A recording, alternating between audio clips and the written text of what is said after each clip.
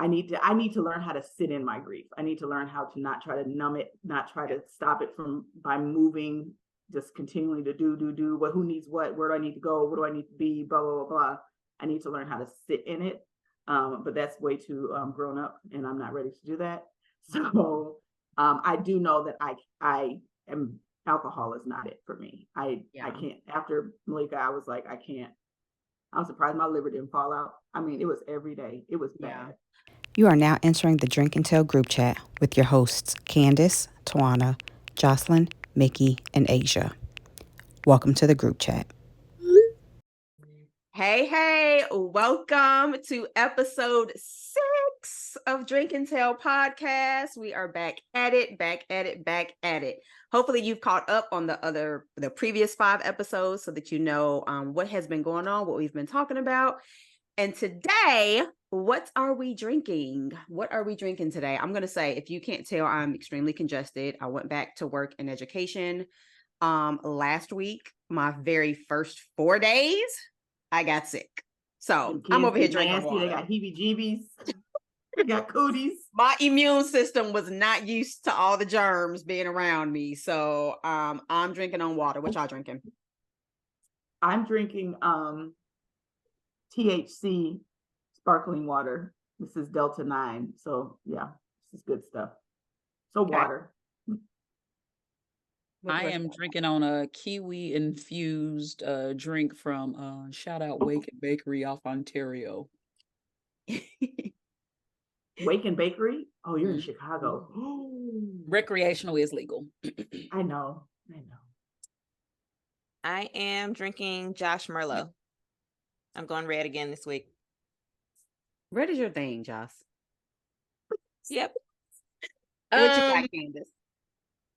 Hopefully it's not tequila. Gin and juice. So is it juicy juice? That looks like juicy juice. No, it's mango juice from Target. So down the street, given I was singing it. Did you see me? I did. Lay back. Damn. Put my mind on my money and my money on mine. This is the most I drank with y'all, so I'm really excited. And plus, given our conversation today, I was like, I need something heavy. Listen, legit. Okay, so let's get into our hot topic. So first of all, let me tell y'all what my husband woke up saying. Didn't wake me up. As soon as I woke up, the first thing out of his mouth. Yeah, wait, I'm about to mess his name up. Travis Kelce, is that it? Yeah. Okay. You know Travis Kelce and Taylor Swift are dating, and I was like, who you talking about? I know who you're talking about. And he was like, the one you and your friends were talking about, he probably date black girls. And I was like, oh, okay. No, actually he said for the Kansas City Chiefs. And I was like, yep, nope, still don't know who he's talking about. Then he said that. I was like, okay, I got you. So apparently they were spotted, like she was at the game with him. They had video of her all in the, not stands, wherever she was. Yeah, in the box, thank you. Cheering for him. And then there was a video of them after the game, walking arm in arm. So here's my question though. So my introduction to him was, because I'm not a sports person, for those of you, I'm not a sports person at all. So my introduction to him was the Super Bowl, okay, last year or earlier this year. That was my introduction to him. And I was like, on Facebook, what? Oh, looking like this, boy. From the videos I'm seeing, that white boy don't look like that same white boy no more. So I'm trying to understand. Is it her? Where the switch came from? Like, did Taylor, like, because I remember thinking when he said that this morning, I was like, oh, it's interesting that Taylor Swift would be with a dude who talks like him, acts like him, blah blah blah. But yeah, apparently maybe some changes are going on. I don't know. Apparently he got code switching down as well as we do. What y'all think? He got that porn star mustache. I wouldn't say it was code switching. I would border on the line of cultural appropriation when it comes to that dialect. because code switch, it would be I'm in a professional setting, so I won't use profanity.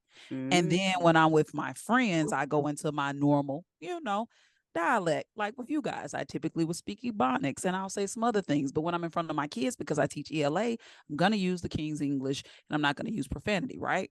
That's not what our friend is doing. When our friend is in the company of, let's say, brown skinned people, that dialect goes real stereotypical. And then when he's in the company of the majority, which he is a part of, it goes back to something else. That ain't code switching, my friend. Yeah, very interesting. And not even just the talking, but because I didn't hear him talk, but just the look. Like his whole look is different. Yes. Like it looks like he used to be on a cornfield now. Like he's like a cowboy refined. I saw somebody posted That that might- he Kanye, the KKK, and I think that is accurate because that Nazi Hitler mustache thing that he has going on, like it's just very interesting how y'all gonna laugh, but it reminds me of when Justin Timberlake, like right after Trump won, and he did that album called A Man Apart, and like he went back to his like roots, and he did a whole country album, was dressing like a white boy from Tennessee, and everybody was like, where's the Justin that was He went from Memphis no more? right. He went from Memphis no more. He was from Tennessee. Like Millersville. It was How very about I don't even know about this album? That's how. Me either. Yeah, like it was. It was I a have no very recollection of this. It was a very I did not know that, man. It was a very interesting shift. It was probably like the first year of Trump's presidency. And that's exactly what this reminded me of like, oh, like you get to go back to doing what you wanted to do. Like Taylor Swift is, at the end of the day, America's sweetheart. Like they have framed her in that image, whether that's the true her or not. So on some levels, you can't look like you was dating an old girl while you date Taylor. Yeah. Wow. He need that endorsement money while the getting is good, y'all. He had to do what he had to do. I mean, I guess. I mean, he wouldn't be the first. Remember, Miley Cyrus was popping it for a real one with Juicy J and them, and then turned back Then around. she came in like a wrecking ball. Right, and then went back to Hannah Montana. So shout out to Tennessee. Maybe it's Tennessee. Yep, that's another Tennessee one. Let's just call it the Tennessee switch.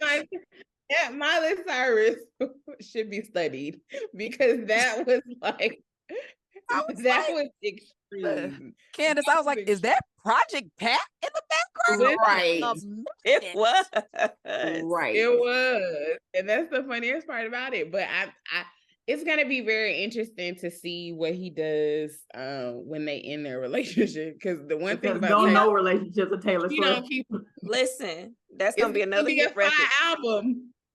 She gonna write a couple of songs, but one thing about Taylor, she don't keep them, honey. She do not. Lord, yeah. We'll see. We'll be watching. We definitely will be watching. That is for sure. For sure. Okay, so we are going to switch gears a little bit because our topic for today is a little bit of a heavy one, but it's one that we felt needs to be discussed. We are talking grief today. So I know for me, with the various deaths I've experienced, I have grieved them all in very different ways. And part of it depended on the relationship, part of it depended on where I was in life at the time. A lot of it depended on the fact that I talked about this in the last episode, how I try to avoid confrontation with people who are close to me. I also try to avoid feeling sad. Like I just want to be happy all the time, right? Like that's all I want. So I also try to avoid feeling sad. So with the more deaths I experienced, I try to work on that a little bit more each time. But I will say, like, for example, the very first really close death I had was Marnitra, right? Like my best friend / line sister, who passed away a year after we graduated college. Way too soon, way too young. Way too sudden. Yeah, completely unexpected. And at that time Marseille was what, 1?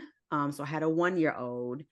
So I felt like I dealt with that grief different because I was trying to monitor how I was around him, right?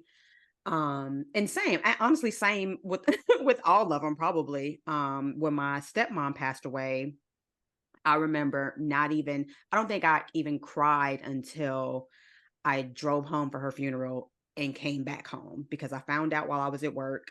Then I had to drive home, right? So then I'm home with the boys. The boys were younger.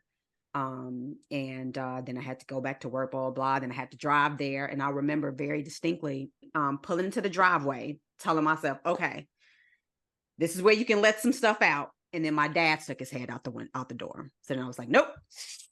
You know what I'm saying? So I have a tendency to Internalize. be strong for everybody else. Right? Like that's my thing. Like, okay, I gotta suck it up. But in that situation, I had to suck it up for my dad. I had to suck it up for my siblings, right?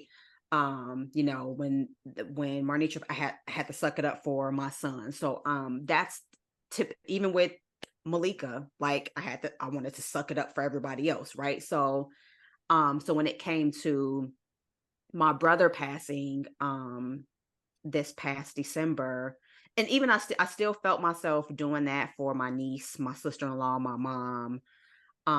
But when I was home finally, I found myself trying to at least let it come out when it hit. Instead of trying to do my usual think about it, feel the tears come, and then think about something else, do something else, right? Because that's typically how I would always deal with it. So I found myself giving myself permission to sit in that grief during that time. So what about y'all? How do y'all tend to handle, how has your handling of grief evolved? I would say I'm definitely more comfortable with death than I was 20 years ago, 20 plus years ago when we lost Marnitra. When Marnitra died, it felt like the first time I faced my own mortality. Like it never occurred to me that we could go at that age, right? And then fast forward, Twana, it was you who called me to let me know that MJ was gone, and it was the day after my birthday. And then Asia, you called right after. That one had me in a chokehold for a long time, and I was in a fog that whole summer. Like I can remember walking around kind of just feeling like I was in darkness. And then fast forward, I lost my grandmother during COVID. She was 95. She was a woman who had 6 girls, and it became the grandchildren taking care of their mothers. So I don't know that I've grieved her. And so to answer your question, there are deaths that I've had to confront head on. There are others that I've been able to put off. I don't think I've grieved my grandmother. I tend to take care of others during that time. So I'm still finding a way. Yeah. What about y'all? For me, I deal with different things differently. Like grieving relationships for me is a physical grief. Meaning the emotional weight of it literally affects me physically. It affects my body. Death, I'm a doer. Y'all know me. I'm a doer. So when things like that happen, I don't stop moving. Like I kind of don't know how to. I'm definitely not sitting in it. I've had a lot of deaths in my life. My grandmother, my maternal grandmother was probably the first one that really affected me because we were very close. And I remember the day I was at work and I said, I don't feel well. I'm going to go home. And I went home. I was living in Nashville, and I laid down and took a nap, put my phone on the floor, and I woke up and I had like 20 missed calls from my mom. And I was like, something happened. It's like I knew something was coming. And then I've had multiple deaths. My aunts, my grandfather's passed. Malika's death was not something I even knew how to navigate. I still do not to this day know how to navigate it. I was more than in a fog. I mean, though I was still moving, I literally drank every day from the day I found out until about November, when I was like, Asia, you gotta stop, because I could not, I was numb. I could not. That summer was reckless. It was rough. And then I had multiple deaths after hers. It was like my uncle passed. It was like, it was my grandmother's best friend passed on Alice. It was like back to back to back within like 90 days. But I just wasn't ready. I wasn't ready. I wasn't ready for that. And I'm still, I just still don't know that I fully grasped it or dealt with it. I don't know. I mean, I was just in the Bahamas. Like, you guys probably saw me post. I was just in the Bahamas. Like, it's somewhere that I've been going since I was a child. And so the island is Nassau and Freeport are very dear to me. And I've been taking my children since they were young. And this last trip was the first time that I got on a smaller boat in the Bahamas. And we pulled out of harbor and it hit me like a train. And I had my youngest son sitting next to me, and I had sunglasses on, and I was bawling, and I could not look in his direction because I would ruin his day. He would have been worried about his mom. But it's just to feel it. Was this how she felt that day? Like, she's going out with her husband just to have a good day, and you just don't think, like, it's not something that you consider. And I'm going out with my children. This is what if something happens? So that was in my head. This is how she was feeling. So I think that some things you'll never fully grieve. Like, some people you just will never fully grieve. Like, right. The day my mama, Rochelle, y'all check on me, because I don't know that I'll survive that. I mean, it's just things like some people that it's just going to hurt different, right? I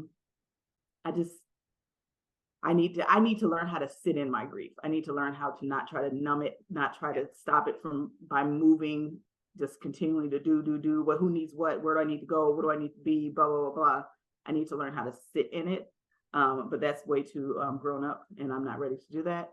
So I do know that alcohol is not it for me. I can't. After Malika, I was like, I can't.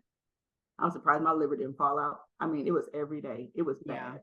I tried that, Asia, because I was like with every passing, I was grieving differently, right? So, and Malika's hit me so very different from everybody else's, right? So I tried the whole drinking thing, and I learned very quickly, okay, this ain't gonna work, because not only am I over here drunk, but I'm over here drunk and still in my feelings. So it's not helping anything. Like, it wasn't burying it for me, right? So I'm like, so there's no point of me adding drinking to that too. But I will say, with Malika's death, Before you start, sorry, go ahead. Before you start, I didn't mean to cut you off. We might need to tell everyone who Malika is, for folks who don't know. We forgot that. That's a great point. Yeah, that's a great point. Well, Malika Jackson was our line sister, and just an amazing human. I'm gonna cry. She was glue. If that makes sense. She made everybody feel seen, heard, valued, and she was so good at it. Yeah. She's the only person that could keep my mouth closed and keep me in line. And now there's no one. Micky said she still got that. She still got you there.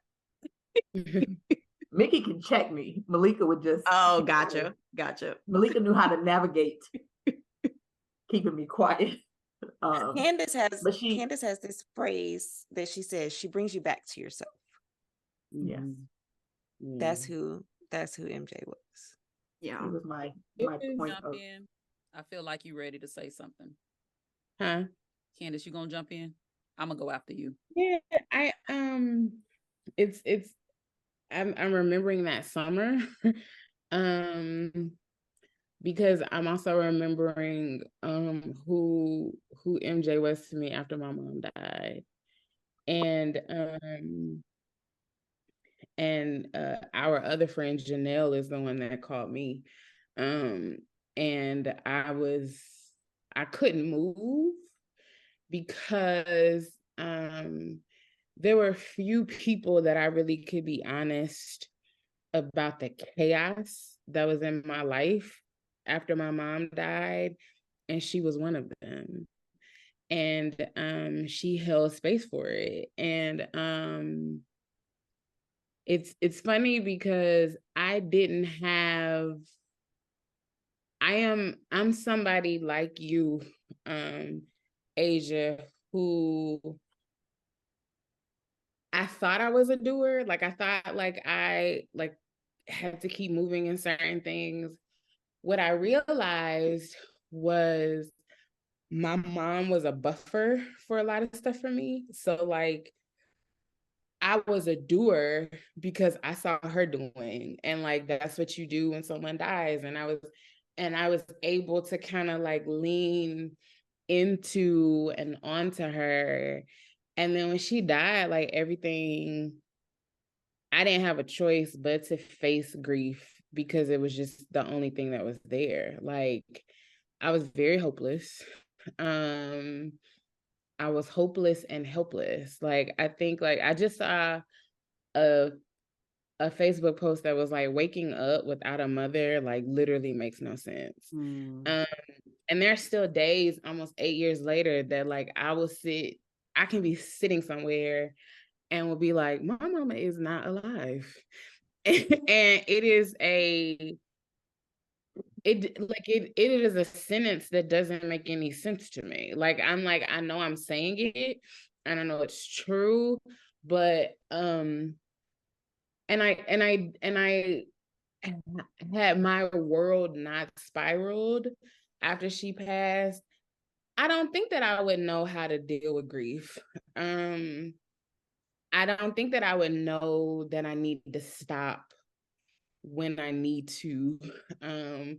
This week on the 28th will make a year that my grandmother has been gone.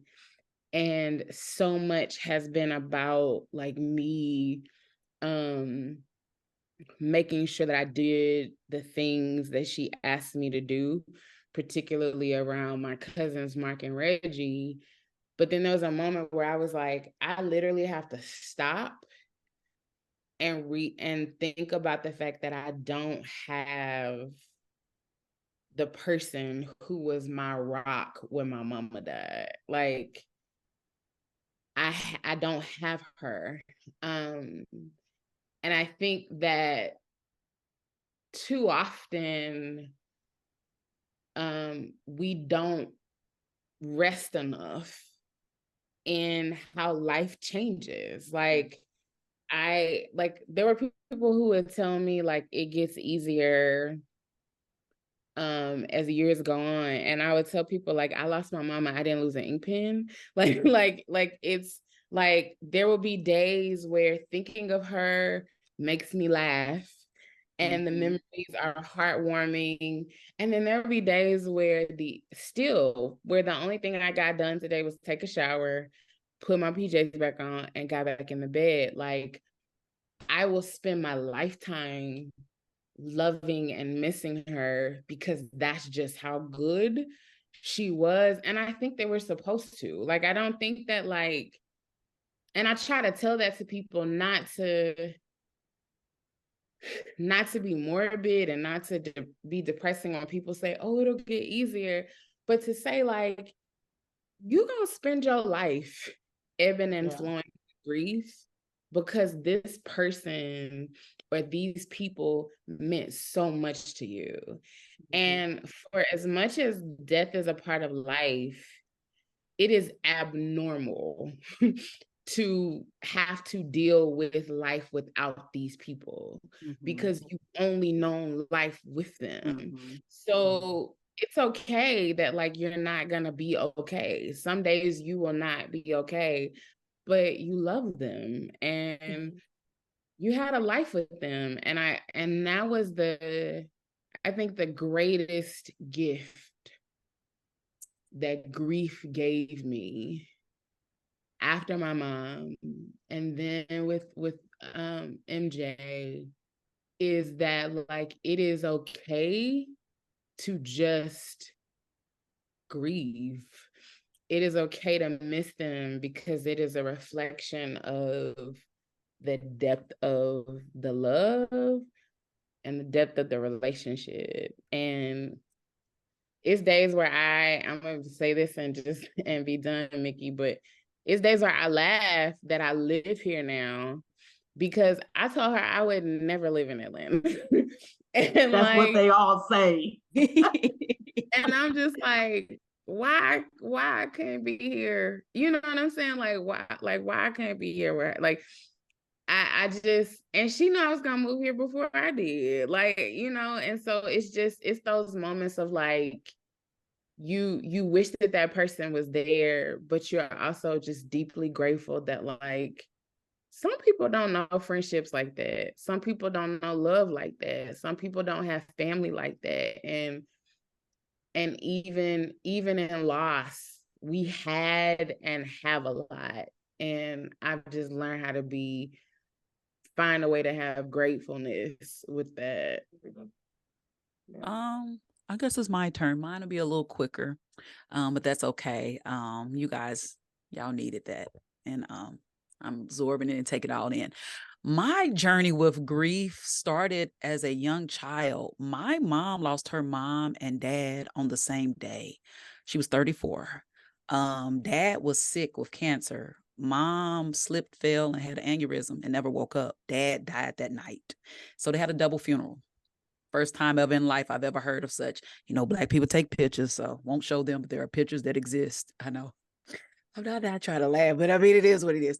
But I hate at 30, you, Micky. I hate you. right? I know. I'm like, But leave it to Micky to throw in a joke. it is, and which is going to continue to tie in with this theme of how I deal with grief. But at 34, she was an orphan, and she had siblings, but both were gone. You hear about people losing one parent, but to lose them both at the same time. I was 3.5 going on 4. So, those are your first like core memories coming into play. And all I remember maybe the first 2 years after that is that mama wasn't quite the same.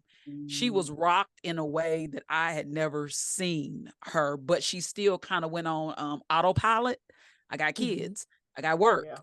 I've got siblings, one of those things. But in those moments when she couldn't hold it, typically was in church. I think because she felt comfortable. When that shouting got a little too loud, or she followed out the chair in the choir stand, we're like, damn, she must be thinking about her mom and daddy. Especially on like Mother's Day and Father's Day, it would hit. And it would hit like 30 years later. Because I can remember as an adult, if you see her quietly, she's reminiscing on them. And to go back to what Candace had, if you hear my mom talk about her parents, she talks about how blessed she was. They were really spoiled and bad children. And I think because my grandparents had so many, my mom and them were the last 3, they let them do whatever the hell they wanted to. So they was bad as fuck. They was tired. That's a whole nother conversation. They was terrible. And so they was tired. And so the other siblings were much older. So they would take care of the babies of the family, right? So I could see like through her purview, I have these big older siblings, and then my parents are the greatest of the world because they watching them because they old at this point because they was menopause babies too. So whole nother conversation.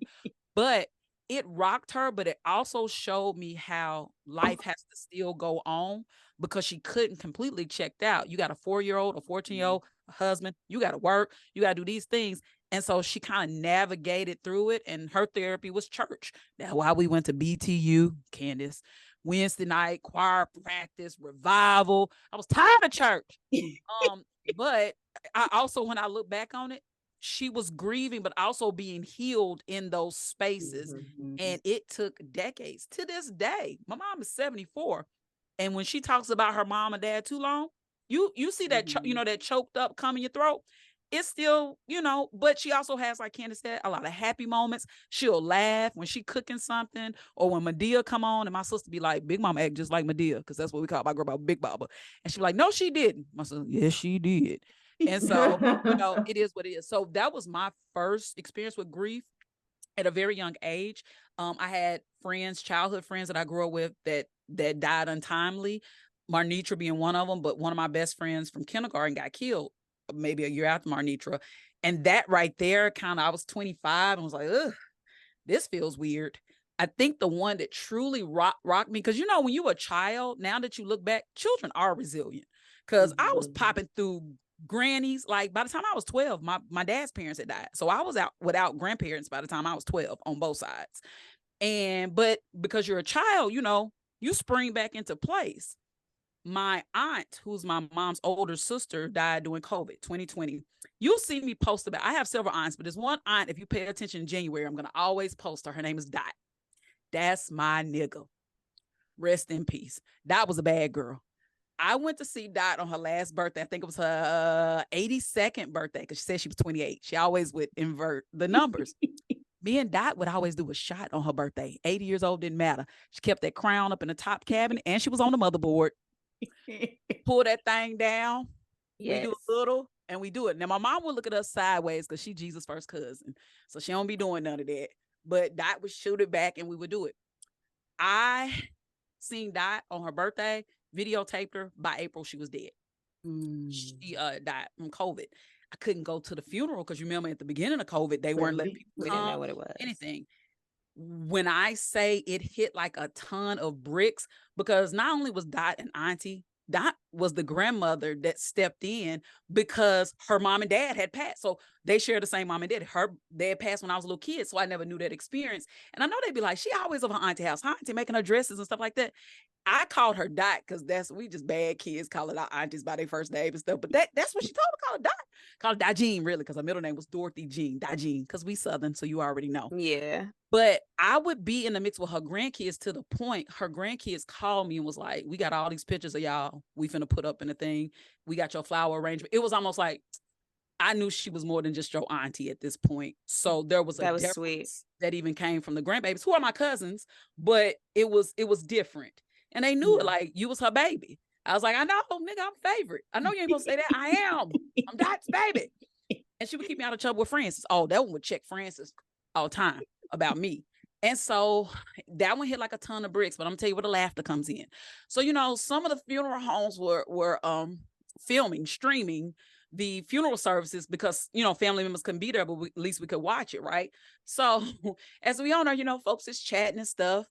And there was a relative, I'm trying to keep it real vague so folks don't remember figured out, but a relative became angry because I guess they felt like Dot was getting too much love. And they was like, what about the love for my mama? Bitch, if you don't get out this chat right now, like, it went left. But then me and my other cousins laughed about it years later because it's like, damn, you cussed out on the family chat in the middle of the funeral streaming services. So technically, didn't you cuss in church? Yes. It was a giggleable moment. And I wouldn't do that again. But like in that moment, you know, when something is yours, like I take ownership over what you say, Tawana, a toxic relationship between you and Francis. Well, I was like that with Dot too.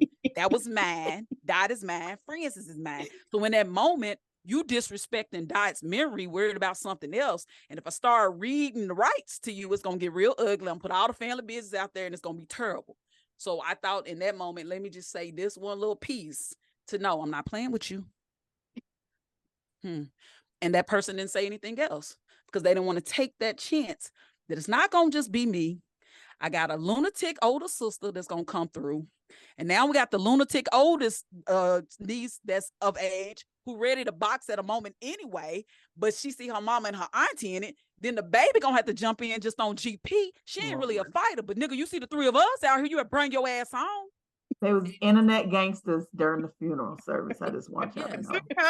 During the funeral service, during the live stream, during the pandemic.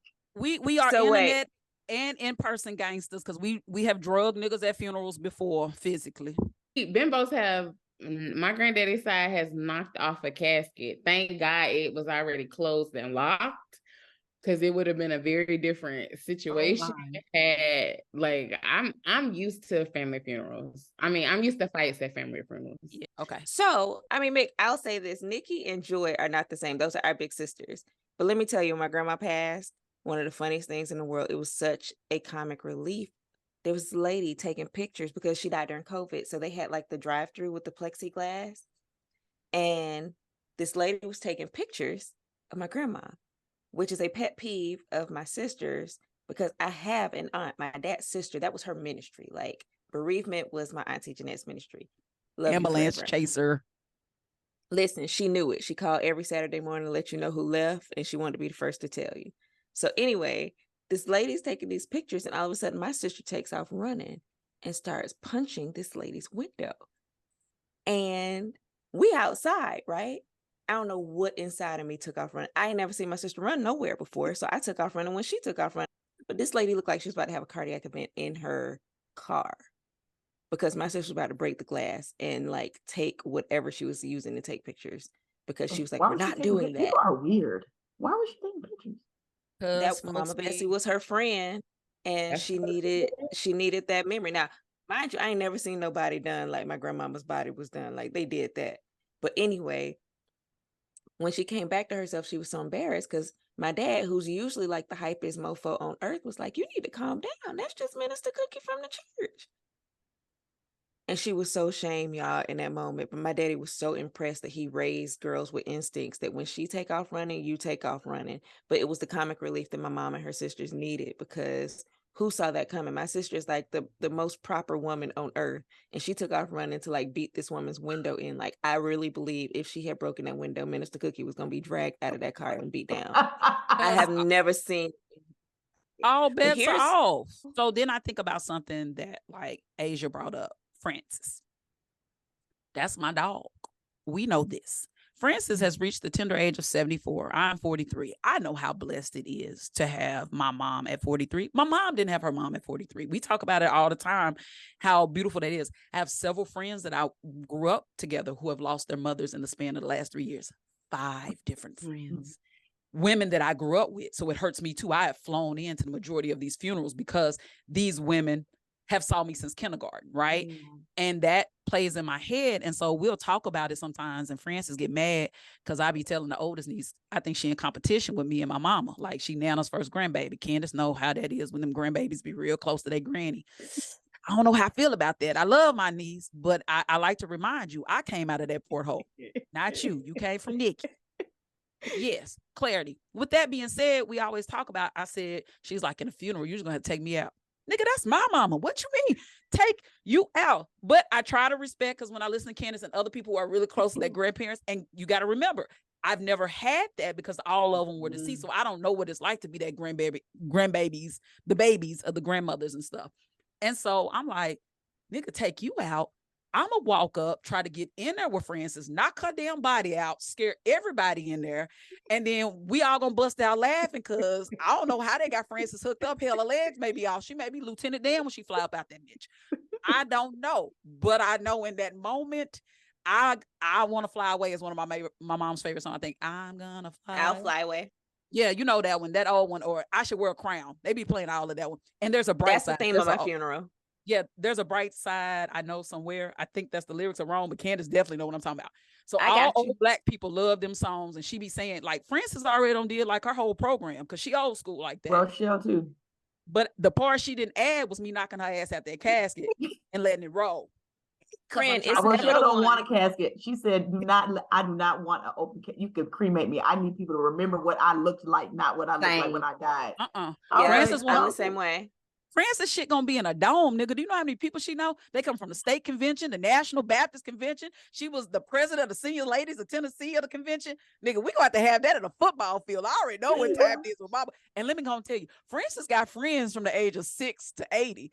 This nigga got a 6-year-old that be calling me like, friend, can you pick up them watermelon on sale at Audie's? And this nigga go do it because she's got a whole crew. So I know it's gonna be packed. It's gonna be preschoolers in there crying and shit. It's gonna be folks that's almost 100. It's gonna be me and her acting a donkey. And she be like, Mickey, don't do like that. So she'll pull the Bible. If you did right by mama, then there's no reason to cry. No, nigga, you shouldn't have been a good mama. You was a good mama. So now I'm gonna cry because I can't talk to nobody like you no more. Like I ain't got nobody to boss around. I ain't got nobody to cry to. Just call in the morning. Do you know I called my mom this morning and be like, this nigga ran the stop sign, Frances. I'm mad. How you doing this morning, Mickey? Oh, I'm blessed and highly favored, but I just had to tell you that. Okay, well, mama putting on her makeup to go to water aerobics, so I'm gonna call you back. You want to get off the phone with me? Mickey, stop doing that shit. And then there go. Just little stuff like that. I don't take it for granted, but I also don't want to live in this thing of always waiting for the shoe to drop too, because I don't want to miss those beautiful moments. Anyway, bringing it back full circle, I think I have an okay relationship with grief, but I know that that's going to be tested with that one person in my life. But something tells me that this nigga's gonna pull what Candace mama be doing and coming to dreams and telling me I'm strong and shit and I Ray. And I don't like that, because I don't want to talk to her at night like that, because I want to be sad and in my feelings. But I know because this nigga read the Bible and stuff, she's gonna make it, or the Lord gonna let a porthole come through, and I ain't gonna be able to agree the way I want to, because I want to act a fool. I ain't gonna lie, I do. I want to tell God I'm mad at you, nigga. And he gonna be like, shit, she was old as fuck, nigga. I don't care. Like, or take me with God, you can tell God that you mad. I was just about to say that. Yeah. There's absolutely God can handle your anger. No, and I know he be salty. I mean, I know he'll let me be salty, but I also think like I may be talking sideways and him to be like, hey, bring it back. You know, get real loose in the mouth with it behind her. But yeah, so anyway, yeah, I'm done, Twan. I'm sorry. But I've had a lot of people whose friends whose parents have been passing in the past few years, and I said, "Is that what we are in life? Like, is Yes, that We are. I said, But not- and not it's even been that. like a gut check. It's been a gut check. It's like, is that where we are? Like, are we have to worry about how much longer we're gonna have our parents? Like, that's not something you ever think about. You know, you don't. Yeah. You think your parents are always gonna be here when in reality you know they're not. But it's like, and my mom has been morbid for longer than I can remember. She's always talking about when I could get into a car accident when I leave. She has this whole passive aggressive. This is Rochelle, but she has it planned out. And I mean, like, you're coming with me to see my attorney, so you know how everything's supposed to go. And I have a book with all my passwords, and it's like she thinks she will go tomorrow. And if she does, she wants to make sure that I'm okay. And that I was about to say she doesn't think she is. She just wants to be prepared for yeah, what she wants Right, she and wants she to wants make to sure that prepare I don't have to you. worry about the little things, because it's just me, right? I mean, I have a younger brother, but he has special needs, so it's not like Raj can help me do anything. And you know, she's not close to any of her biological siblings, so, well, one of them, but they're older, so it's like, are we at that? We really got to think about that right Yeah. Aisha, my sister just went home to stand with her best friend to bury her mom. now. Yeah, Just happened. I can't imagine my friend's parents. I mean, a couple of them have, but it's like, it's a gut check. It's like, shit. Yeah. That's What were where you we gonna are. say, Joss? So, I mean, you know, I have a memory like an elephant, right? And so there are these poignant moments that I wanted to know, like, do you think the people that we've lost know they're leaving? Because my last memory of Marnitra is her before she had come down to Tennessee. She met the new girls. And when it was time to take her back to the station, she was in the corner crying because she said she didn't want to leave us. Like, I visit Malika's, when I'm missing her, I visit her pages. And there are these letters to her son, so to speak, where if she left, there are things she wanted him to know. Candace, I remember the call when you knew something was wrong with your mama, when she wasn't answering the phone. I was in Texas. I was drunk as hell, having a game night at Monty's house. And I remember going into the bathroom and just sitting there waiting with you. Like, do you know? And you knew something was wrong because you had a cadence. You had a routine with your mom. Like, do you think in their own way they were preparing us? Asia, you talked to her right before she got on that boat. I did. Like, she wished me happy birthday the I day don't know. before. She said, we were talking about anniversary stuff, of course, and joking about something that somebody said in the group chat, and she was like, you know that? I was like, so we're done. And she's like, all right, love you. I'm about to go have fun with my husband. I was like, okay, love you too. And she just sounded so happy. Remember, I seen her a couple of weeks before that, Asia. Both our nieces are line sisters. They crossed on that line at UT Chat. That's And right. we were in their probate. I remember That's that. right. Yes. And me and Malika sat right next to each other. And we laughing and giggling. We even hopped on stage when they were performing. And we was jumping around old as all get out. Oh, y'all She felt that, was super happy. I hugged her when I was getting ready to leave. We was together for a couple of hours because, you know, the ceremony, the dinner, then they probated that night. She was on top of the world. Like, I feel like, I don't know. Or, you know, sometimes they say people, like, when they know, they live life to the fullest or whatnot. But I'm with Asia. I didn't talk to her today, but I talked to her a few weeks before and we were in that same setting. She was just extremely just happy. Yeah, I don't know if I don't know if they know, but I know the spirit does. And I feel like God and spirit, like I feel like there are ways that that people are prepared. And I hold to that. Like, you know, so the night before my mom passed, the day before my mom passed, she was doing a workshop on how to survive the holidays with grief. And the night before she died, it was that bombing in Paris or London, like one of the terrorist attacks. And I was watching people say online that like this was God's way of getting people's attention. And I remember being so mad. And the last thing my mom said to me was, people are trying the best that they can. You got to give them grace because one day they're going to say those things to you. And I never knew that one day would be the next day. I remember the day my mom passed, I kept falling asleep. I would like say I was getting ready to call her, and then I'd be like, I'm calling when I wake up from this nap. And then I would be asleep for like 3 hours, 4 hours. And I was like, why do I keep being so sleepy? And it was so wild was that when I was driving home, because I was living in New Jersey at the time, I was like, well, that was why I was asleep, because I had to get on the road immediately and drive home with no rest. But my mom, the last thing that my mother did was she bought me a coat. Because she said that the winters in New Jersey were gonna be really, really hard. And I needed a new coat.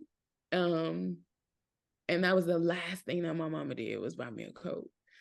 And it got to me in Jersey after she passed with her note. And I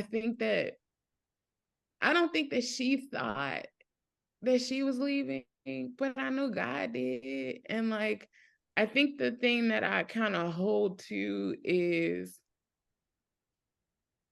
that these kind of nuggets that we all get of like when they pass and we think back of like, oh, like, did they know? I kind of hold to this like belief in whatever higher power that we believe in ties the knot between this life and the next one, so that like it's continual. Like we don't, there's that like they know what's happening. You know what I'm saying? Like I think that that's what it is, that if whether they knew or not, God does. But like I will say to Micky, the best things that I've had are those dreams. My mama has come to me in legit real time. And the first time that happened to me, my grandfather, I was a little girl.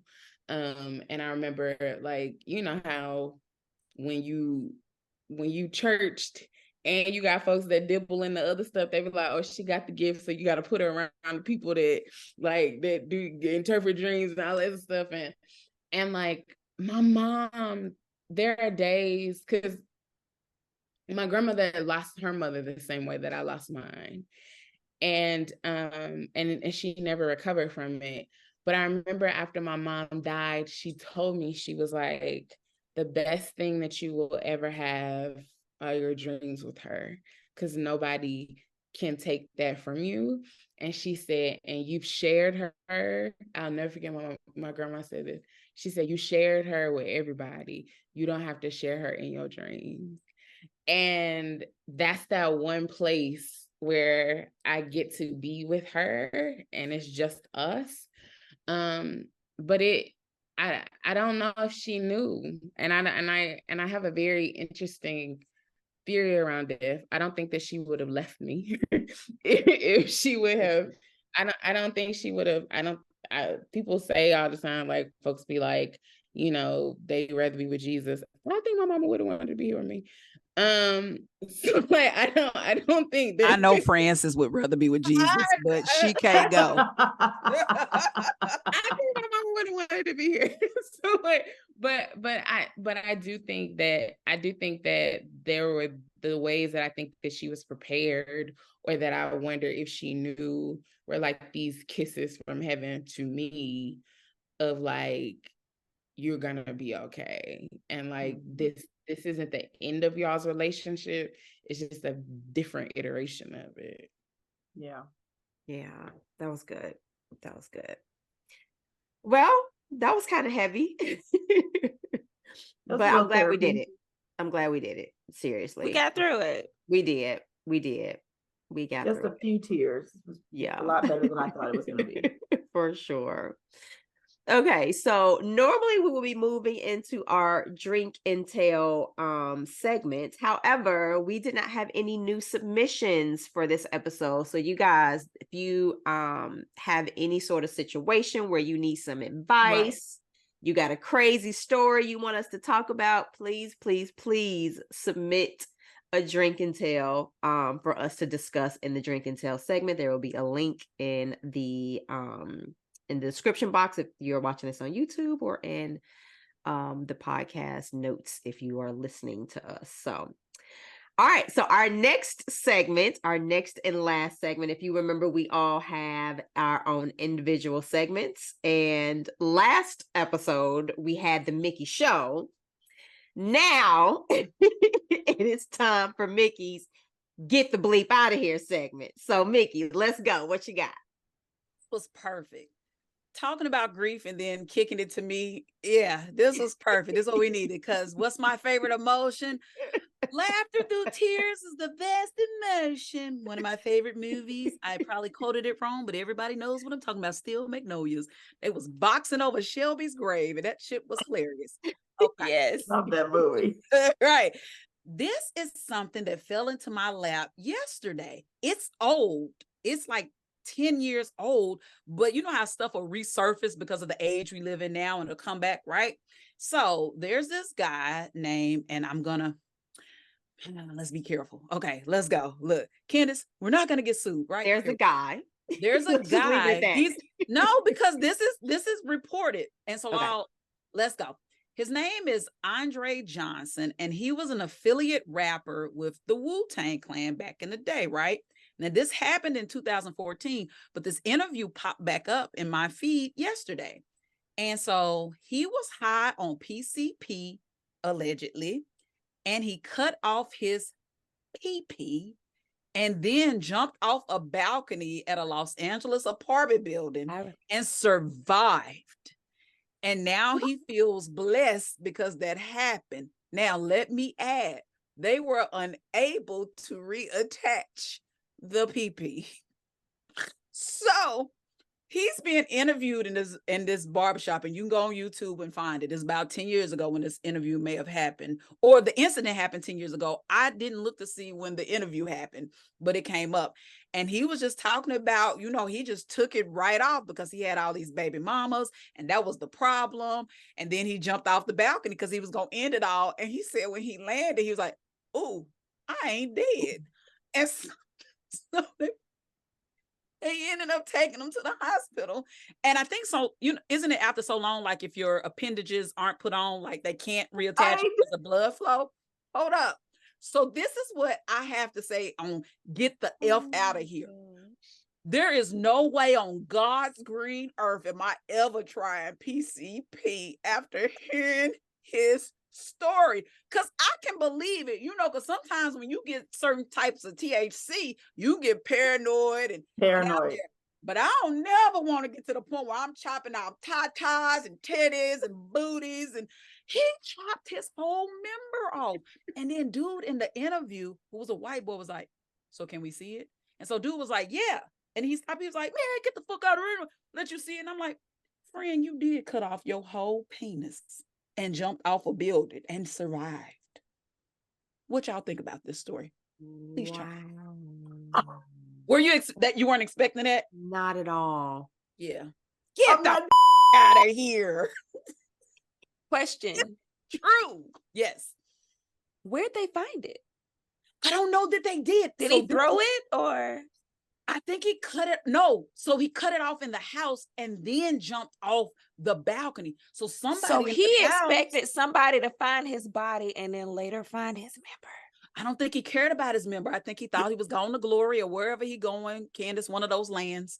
But like the fact that he cut it off, like, you that high, did you feel it? Like, did it numb it? Like, what happened? But he said he feels blessed now not to have it anymore. Let me just say this. Mr. Andre Johnson is still in the land of the living. He's here. This happened 10 years ago. I want to talk to Method Man because he's a Wu-Tang affiliate, and I want to see his thoughts on Mr. Johnson. That's part of my question. What is a Wu-Tang affiliate? What does that mean? Yeah. I think it's your crew that you hang around, or like you have different rappers who aren't so listen, Wu-Tang, he wasn't like RZA and Meth. He was one of the offsprings who was like a feature. Gotcha. No, this is the best way to explain an affiliate. When niggas go on stage and win an award and they would take 150 people on stage with him, he was one of the right basically. He wasn't in the immediate crew or the baby crew. He was the nigga that was hanging with everybody else. Right. Can I be down with y'all? Can I roll with y'all? Can I hang with y'all? Yeah, so maybe he was in the studio sometime, be like, y'all gonna let me get on the beat or drop a beat, but he really went somebody they had lined up to really be in their stuff. Okay. The fact that he go by his whole name, he was never gonna be a part of the crew. Clifford ain't walking around as Clifford. He Meth. The fact that he cut out his we-were is not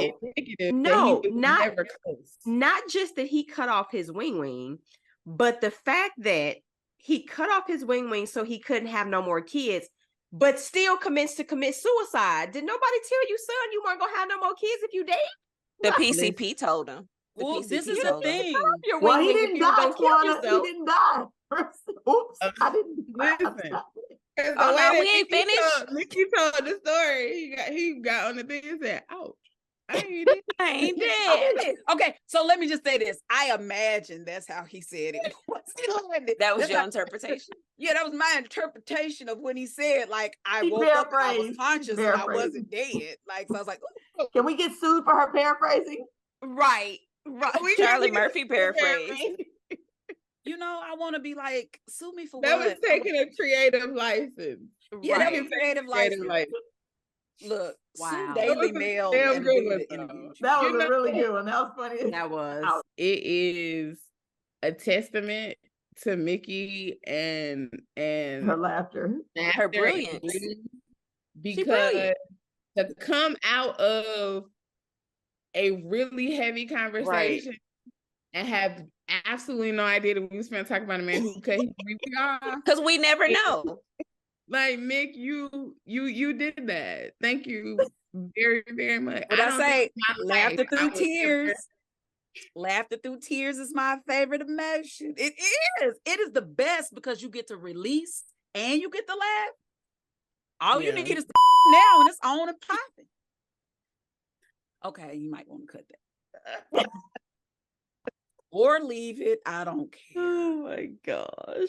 All right, y'all. This has been episode 6. Next episode, we are talking about motherhood, parenting, co-parenting, wanting children, not wanting children. We're talking about the whole gamut. So see y'all in 2 weeks. Holla.